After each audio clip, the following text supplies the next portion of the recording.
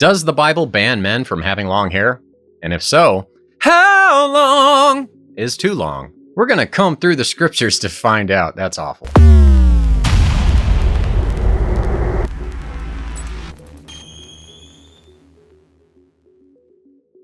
Now, it's no surprise that my videos get the usual comments from the religious community. You know, there's only one bride of Christ, which is the Catholic Church, so you're going to hell, which the popes don't even agree with anymore.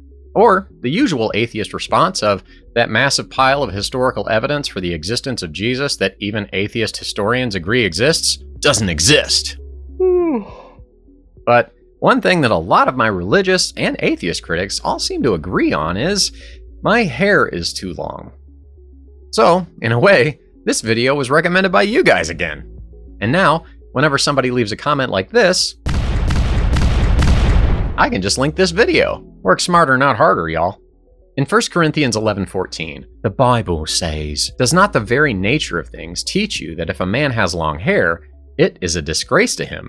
Now, if we were the kinds of people who read only one Bible verse in our modern language, then base an entire belief system off that, we could conclude that Christians like me, Christian worship leaders, Christian rock band members, and even Christian Bale are a disgrace to ourselves, and possibly God. An abomination. But we don't do that around these parts.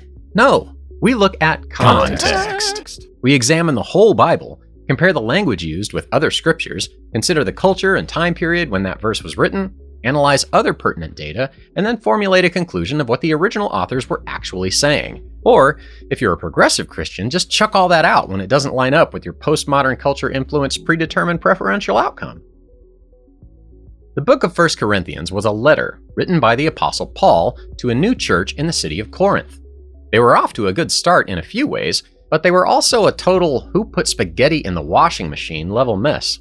Paul is writing this letter to let this church know how much he loves and appreciates them. Then he sternly corrects them for the major screw-ups they're making, and finally encourages them to do better. Paul was making compliment sandwiches before it was cool, before the sandwich was even invented. When we write letters, we don't skip around to random disconnected subjects. Hi there, hello friend. I'm glad you're my friend. Isn't it terrible how Disney has ruined Star Wars? If you forget to change the oil in your car, your engine will explode. I think sauerkraut smells like a locker room farted. Communism has never worked and never will. And how about that Ernest Saves Christmas movie, am I right? That Jim Varney is just too much. No, we focus our conversations on topics, like I'm doing with this video. Paul did that too. The Bible wasn't broken up into chapters and verses until the 1500s, so Christians in the first century read these letters in their entirety, and often memorized them. Nobody had a TV back then. If you read all of Paul's letter, you'll see he's advising the Corinthian church on the core beliefs of Christianity, how to get along better, to avoid sinful behaviors, and to avoid confusion and chaos in their church services, including how men and women should conduct themselves in church, because the Corinthians sort of sucked at all of that. The verses right before this one point out that God the Father is the head of Jesus Christ, not more valuable, but in this authoritative role for order and unity. Jesus is the head of any man or husband, and the husband is the head of his wife. Not more valuable, or more important, or smarter, or better. Just in this role for the purpose of order. And men are expected to love their wives they are head over in the same way that Jesus loved the church, meaning willing to give up his own life for them, and even washing their disgusting feet. Because if everybody involved is loving and serving the one they are head over, everybody gets taken care of better than they would if they were just watching out for themselves. And you get the emotional health power-up of knowing somebody loves you that much. The Christian patriarchy, loving and caring for women and putting their needs above your own. Ugh. Misogynists. Let's read what Paul said again, but let's get a running start from verse 13. Judge for yourselves. Judge for yourselves. Judge for yourselves. Judge for yourselves. For yourself. Yourselves. Judge for yourselves. Is it proper for a wife to pray to God with her head uncovered? Does not nature teach you that if a man wears long hair, it is a disgrace for him? But if a woman has long hair, it is her glory. Earlier in this letter, Paul identified some of his words as being God's inspired instruction, and some as just his own personal advice. When he says, "Judge for yourselves, is it proper?" that Greek word means, is it fitting? Is it suitable and appropriate? Paul asks this question to see if it fits with the nature of things in our current situation. Sins in the Bible don't get that caveat. So don't judge for yourself if murder or adultery are wrong, but hair length. Next, he says, does not nature teach you? Well, what does nature teach us? This word nature doesn't mean the natural world. Rather, it means the nature of things, or the way things are supposed to be. This is important because some people look at Romans 1:26 and 27, which uses a form of the same word to say homosexual behavior is a violation of nature. That nature can't just mean the great outdoors, though, because in the animal kingdom of our fallen, broken, corrupted, sinful world, we do see homosexual behavior, as well as murder, infanticide, unwanted sexual advances, cannibalism, forced abortion, genocide, incest, oppression, slavery. Basically, God made men and women to function a certain way sexually and societally, and he wants us to honor his design choices with our behavior and appearance. Because as our creator, God knows that's what will be best for us, which is the way things are intended to be. If you think about it, nature actually teaches the opposite of men naturally having short hair. Male lions are the ones with manes. Peacocks have long feathers, yet female peahens don't. Hens don't have combs, but you know who does? Those male chickens. It'll get me a content guideline strike. Roosters. I can say roosters. Human males left to nature will have just as much hair on their heads as women do, and even more hair on their faces. Usually. Paul obviously meant something else. Nature, science, biology does show us that men and women are different. Natural, intrinsic maleness, not the modern, Western, cram down your throat, mamby-pamby woke nonsense, naturally feels ridiculous dressing as a woman, or intentionally looking feminine.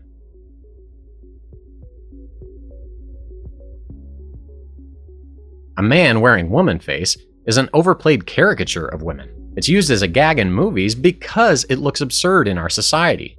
It's out of place. But that can vary with culture. A guy wearing a mini skirt in Aberdeen, Texas is going to look like a perv who wants to read porn to your kids at the library. In Aberdeen, Scotland, though, not so much. Most historians agree that in 1st century Corinth, short hair on a woman was associated with prostitution, or at least being a total skank. And, at the same time, very long hair on a man could be considered effeminate and unworthy of respect. That ain't no woman, it's a man. As though they were turning God's intended roles upside down and rebelling against their design to be valiant providers, protectors, and defenders of the women and children in their families and communities. There's a consistent theme throughout the Bible that men should not dress like women, and vice versa. But if long hair was a sin, how long was too long? Past the shoulders? Past the chin?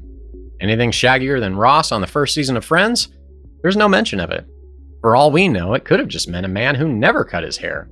Sins in the Bible typically have clear parameters, though that certainly doesn't stop us human being people persons from playing word games and mental gymnastics to excuse the sins we're drawn to most. But if long hair on a man is sinful, why are there no guidelines for men to define such a totally ambiguous word like long? Easy. How was long hair on men viewed elsewhere in biblical culture? In some circumstances, like the Nazirite vow, it was highly respected.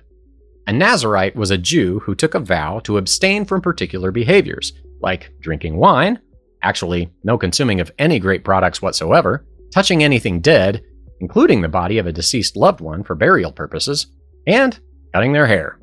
That's right, in Jewish culture, the guys who wouldn't let a razor touch their head were straight edge.